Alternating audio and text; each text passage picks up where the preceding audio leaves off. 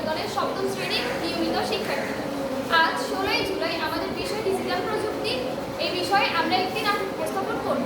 নাটকের নাম account hack করে অন্যের ব্যক্তিগত ছবি পোস্ট করলে কিভাবে তার শাস্তি হবে সে সম্পর্কে। আমার সাথে নাটকটি উপস্থাপন করবে আমার 3 জন সহপাঠী এবং আমি অমিতা সুলতানা রাহামণি, আমি আফরিন ইসলাম, রোল 4। আমি নার্গিস সুলতানা ছিলেন, আমি সাবি ইসলাম মনি, রোল 5। এখন আমরা আমাদের নাটকটি উপস্থাপন করতে চলছি। এখানে কি হচ্ছে? কেন কি হয়েছে? তুই জানিস না কি হয়েছে? অনেক বড় কাণ্ড হয়ে গেছে। তোর যে ফেসবুক অ্যাকাউন্ট, সেই অ্যাকাউন্টে কিছু অশ্লীল এবং ব্যক্তিগত ছবি কেউ পোস্ট করেছে। তুই পোস্ট করিস নি এই ছবিগুলো?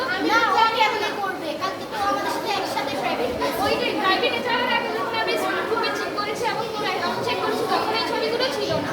আমি যদি পোস্ট করতাম তাহলে তো নর্মাল পেজে পোস্ট করতাম। আমি কেন সেটাই তো ভাবছি। ওর আইডি থেকেই তো পোস্ট করা হয়েছে, তাহলে আর কে করবে? আজকে যখন সকালে আমরা তোর অ্যাকাউন্টে ঢুকলাম তখন এইসব দেখলাম। এখন কি করবি?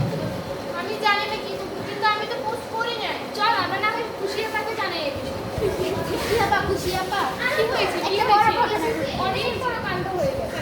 আমাদের অনেক চিন্তিত দেখাচ্ছে। কি হয়েছে? ঝিনুকের যে ফেসবুক অ্যাকাউন্টে ছিল, সেই অ্যাকাউন্টের মধ্যে ওর কিছু ব্যক্তিগত ছবি কেউ পোস্ট করেছে। ওকে যখন আমরা এই বিষয়টি জানিয়েছি, ও বলছে এই বিষয়ে কিছুই জানে না। এখন আমরা কি করি? সবাই তোর পাশে আমাকে মারবে। আমরা সবাই তোমার আমাকে জানবো। এই ঘটনাটি আমরা পুলিশকে জানাবো।